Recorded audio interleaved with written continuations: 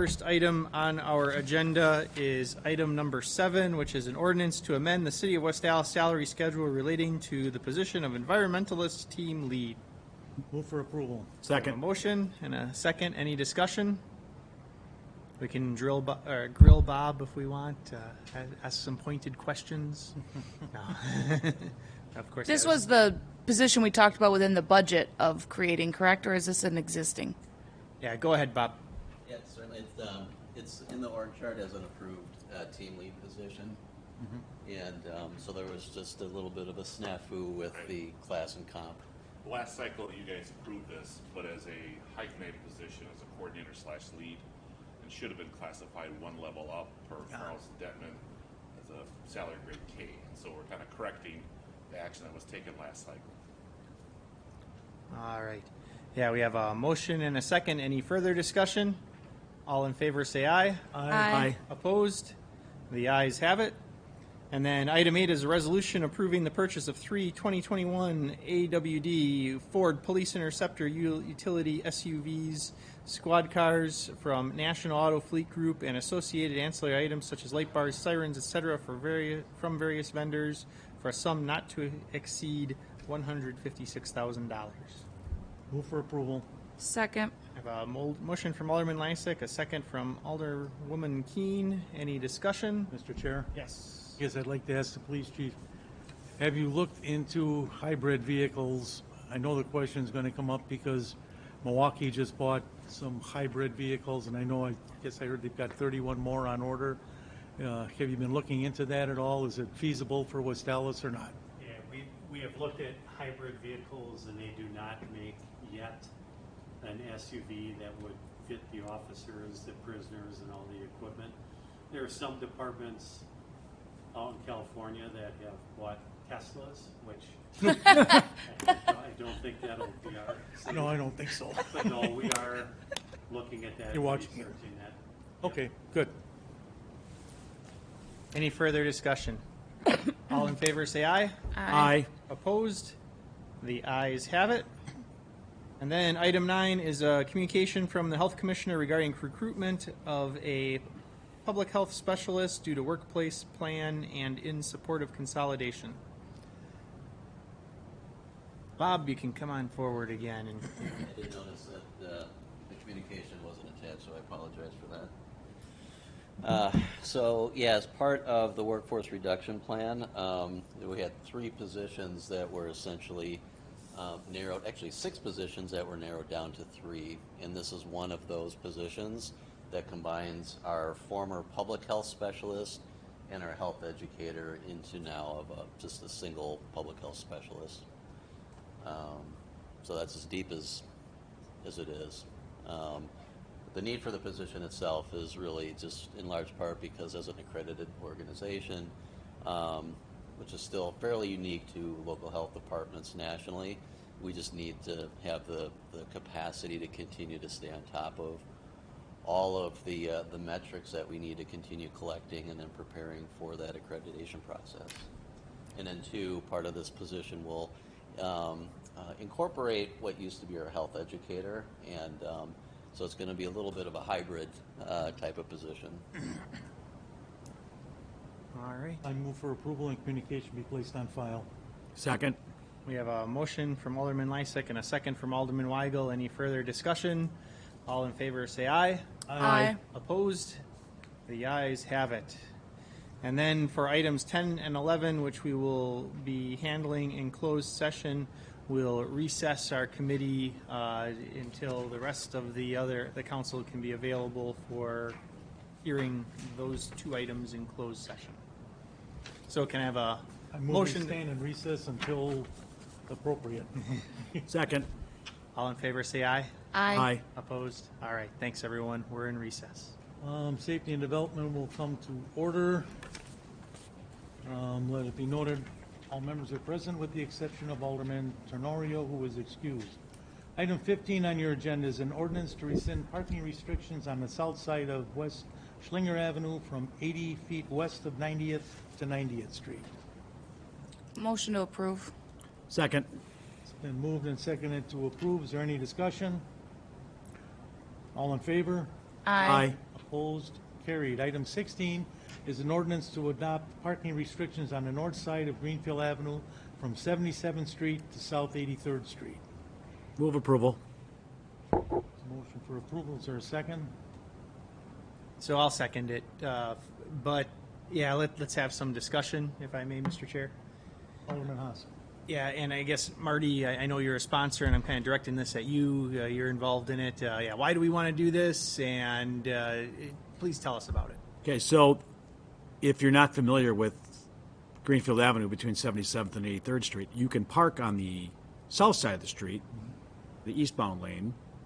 The road width's the same, but there's no parking on the north side of the street, the westbound lane.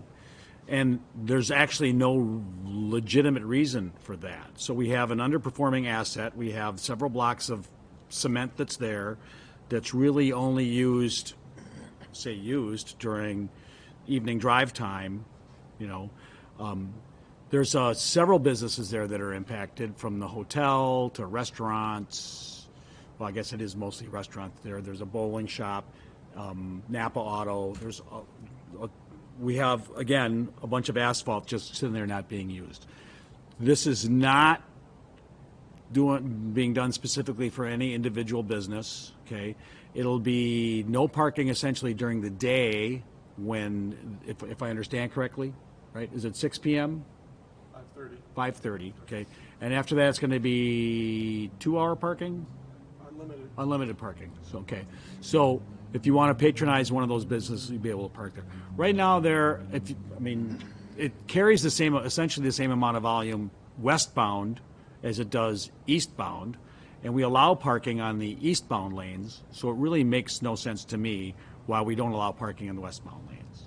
So, And there's again, this is no not... parking, and no parking during Fair Week, No, correct? well, the fair restrictions, we'll still have all those state fair restrictions and all that stuff. So state fair is obviously a special case, but Engineering have any problem with this, or any No, I think this is a thoughts? good compromise where when you need the business parking at night, you can use it for parking, and when you need the pavement, the asphalt for traffic during the day, you can use it then. So they're both being used during the peaks in the right way. So I think it's a good compromise.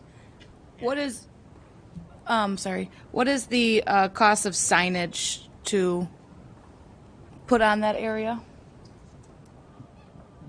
They're $500, I'd say. Okay.